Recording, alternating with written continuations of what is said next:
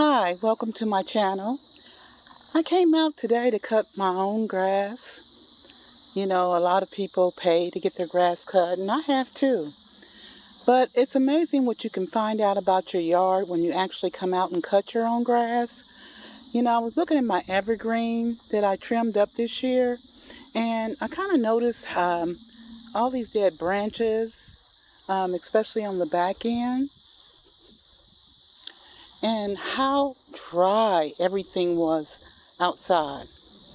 I mean, it is really dry out here, and I'm in Indiana, where it doesn't usually get super hot, but it does get super cold. But that is to say that I notice by cutting my own yard, not only am I getting exercise, but I'm getting an opportunity to see what's going on around my property. I used to have flowers that grew up in here, and I don't know if it's the moles that are eating them up, but it's just really, really barren. It could be to the heat. So I have my trees that I put mulch around. The squirrels got in it one year, and so they really really damaged the tree. But now that they've moved on for some reason, I don't have to top the tree off anymore, and it is starting to revitalize. This tree is just super huge. It gives most of the shade for the house, and we don't realize how important having trees in our yard is, and how they actually help filter the air. So I took out time after cutting the front yard, and I just decided to kind of spray the tree barks off, as well as water the lawn just a bit, just to give it some assistance after cutting.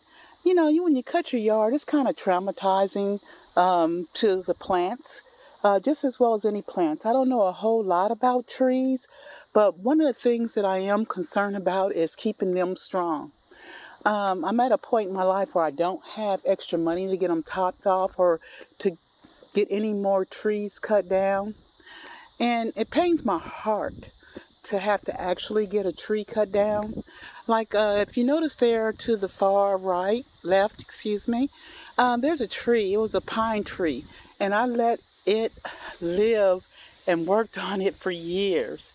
And this year I needed to get it cut down. It was completely dead, and that really did pain my heart. So now I'm trying to look after the other trees in my yard.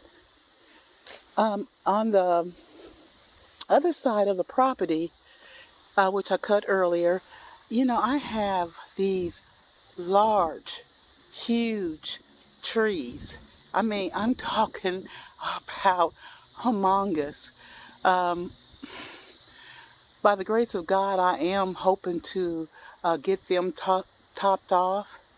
They do shade the house, which does keep my home cooler than it might have been otherwise. But in my futile attempt, I've come out and I've sprayed the bark on the trees. There are dead limbs that are growing. I don't know what's going on with the tree. I try to keep them as healthy as I possibly can with the little bit of knowledge that I have about trees. So I'm going to be studying more about trees and try to do the best I can to keep them healthy. I'll probably resoil a dynamometer around the trees at the bottom with some healthier soil with a mix of things that will benefit them. One of the things that you can do for your trees, and you wouldn't believe how many vines had grown up on this tree as well as the other two. I've completely cleared the first two trees as far as the vines that grow around them, because they suck off the tree, and they do take nutrients from the actual tree, which can cause them a lot of problems. This one, you can see where the root is still growing up. You will not believe how many uh, parts of the vine that I've already removed. You're seeing this tree as a almost revitalized portion, although I still have work to do. I noticed that my neighbors, they're no longer there. Someone's rejuvenating the house, but they had stuck some branches in between the trees, I guess, to clear the yard. I've cleaned all that out. This one, I've cleared all of the small pieces of the vine out. But as you can see, this thick vine is here. I'm going to be working on getting that off the tree so that it has more energy actually going to the tree itself versus going to the vine. So these are what I call suckers. They're sucking um, the life from the tree. I do want to get these trees trimmed off at the top just so that they start to grow more wide versus going straight up. But you would not believe how much money I was quoted just for one tree. So it's a little difficult when you're just retired and don't have much money, but have a lot of work to do on your home. So I encourage everyone to get out and, kind of cut your own grass. Not only do you get exercise, you get sunlight with vitamin D that helps build your immune system. You also get to see certain problems with your home. I also noticed that there was cobwebs in the ground, as well as other places. So I'm going to be spraying the outside of the house. I noticed that the wood along the side of the house is kind of rotted out. And I think this is a project that I can do on my own, where I can go in, just pull it out, stick in the other pieces. Hopefully the wood underneath is still strong enough for me to secure it, the pieces. But what bothers me is when I see places like this that has a hole.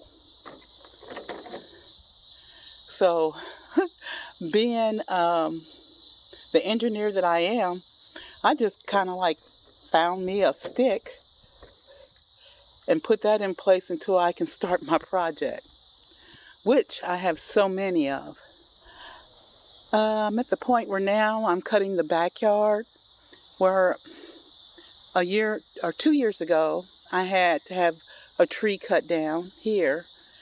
It left a big spot there where I am composting sticks and branches and leaves and compost into, because I plan on planting an apple tree there, just so I can add back to the earth from what's taken away. So if you cut down a tree, go ahead and plant another tree, hopefully a fruit tree.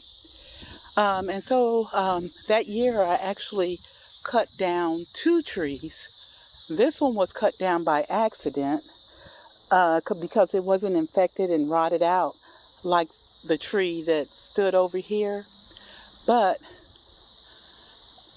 after they cut the wrong tree down, there wasn't much I could do. So I am still working on processing this wood to use as firewood. That's where another patch of wood was, but most of it was rotten or diseased, and I know I couldn't use it as firewood. I've been covering this wood, but I'm going to get it all processed this season, just as a part of prepping to be prepared for if we don't have electricity or if the grid goes down, which they keep talking about. And I want to be in a good position to where I can have heat in the wintertime along with the other sources that I have. I did get the limbs put down. It was so hot. Look how high this grass actually is compared to what I've cut. Because it was so high, because it was so hot, there was no way I could come out here and cut it. And I want to save money by doing things that I can do myself. So I probably saved like $60 on getting my property cut versus me paying someone. I have another shed back there. It's kind of concealed. And I do have a chainsaw, so I'm going to be working on trimming out some of this brush that I have throughout the property. I'm thinking I'm going to have to wait closer to winter when the leaves fall off. I'm just going to attack it as fast as I can before winter or it gets too cold, because that's the only way I can do it. I can't afford much. I'm going to try to go ahead and cut this out myself probably in the next week or so. I have a lot of bricks over there that came from when a tree that actually fell down on top of the house. I made it through that. So, hey, I'm a champion. So I just wanted to kind of show you all how important it is to be as self-sufficient as you can possibly be. As a woman in my 60s, I'm able to do as much as I can do. And if you do it, you get that sunlight, you're up and moving around, you will be healthier than if you were just sitting around all the time. This is my 3rd year having my own garden. And so just as a quick look at some of the things that I am growing, I haven't actually started my fall growth season, but I'm going to do it anyway. If it makes it, it makes it. And I hope it does make it. I'm not going to say the opposite.